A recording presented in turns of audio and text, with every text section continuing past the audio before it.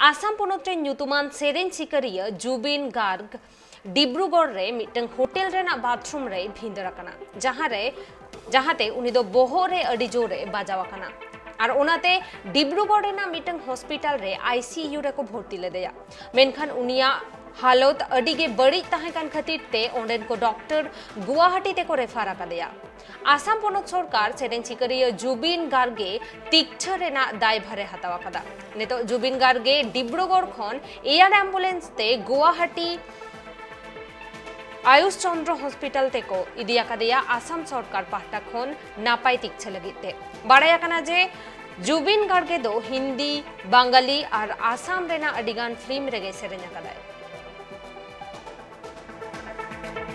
আমি মোৰ লগত জয়েন্ট ডাইৰেক্টৰ ডাঙৰীয়া আমি দুজনে বুজ ল'ব আহিলোঁ উপায়ুক্তৰ নিৰ্দেশ ক্ৰমে আৰু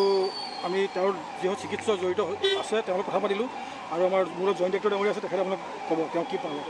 উপায়ুক্ত মহোদয়ৰ নিৰ্দেশ ক্ৰমে আমি আহিলোঁ আহি তেখেতৰ স্বাস্থ্যৰ বুজ ল'লোঁ বৰ্তমান তেখেত মানে তেখেতৰ যিসকল ভাইটেলছ এই সকলোবিলাক ষ্টেবল আছে তেওঁৰ ট্ৰিটমেণ্ট কৰা চিকিৎসকসকলৰো আমি অপিনিয়ন ল'লোঁ তেখেতেও সকলো কৈছে এতিয়া জুবিন গাৰ্গৰ স্বাস্থ্য সুস্থিৰ হৈ আছে আৰু তেখেতৰ স্বাস্থ্য সম্বন্ধীয় যদি কিবা মানে কথা থাকে তেখেতসকলে সময় দি থাকিম বুলি কৈছে যদি ইয়াৰ চিকিৎসকে কয় যে তেখেতক স্থানান্তৰিত কৰিব লাগে আমি তৎকালে সেই ব্যৱস্থা লৈ আমি ট্ৰেন্সফাৰ কৰাৰ ব্যৱস্থা কৰিম ঘটনাটো বুলিবলৈ তেখেত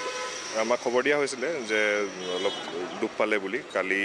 দুখ পাইছিলে তেখেতে মূৰত অলপ বাথৰুমত স্লিপ হৈ কিনে আৰু ফাৰ্ষ্ট এড য'ত আছিলে তেখেতৰ তাতে ফাৰ্ষ্ট এড দিয়া হৈছে ডক্টৰ এগৰাকীয়ে চ' আজি ৰাতিপুৱাহে অলপ খবৰ পালোঁ মানে অলপ উইক হৈ গ'ল মানে তেখেত তাৰপিছত ত' অলপ মানে কোনো ৰিস্ক ল'ব বিচৰা নাছিলে যিহেতু সেইকাৰণে আমাৰ সঞ্জীৱনী হস্পিটেলত তেখেতক লৈ আহিলে ডাইৰেক্টলি আমাৰ ডক্টৰ সুধাকৰ চৌবে নিউৰলজিষ্ট তেখেতে চাই আছে চ' তেখেতে ইয়াত অনাৰ পিছত আমাৰ ইয়াত যোনখিনি ডায়েগনষ্টিক্স আছে চিটি স্কেন ব্লাড টেষ্ট মানে যোনখিনি কৰিবলগীয়া আছে মানে গম পাবলৈ যে কিবা প্ৰব্লেমত আছে নাই তো সেইখিনি গোটেইখিনি কৰোৱা হ'ল